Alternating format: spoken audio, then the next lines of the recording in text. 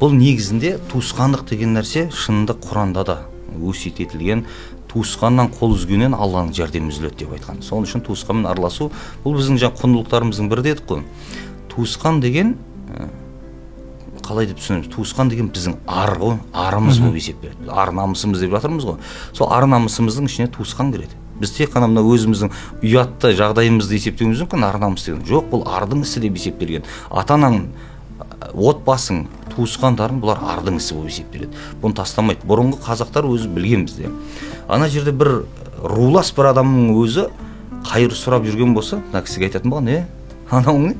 Адам қайыр сұрап жүр ғой деген секілді. Соны айтқан кезде бұл ардың ісі ананы тартады өздеріне, адам қылып қатарына қосқан.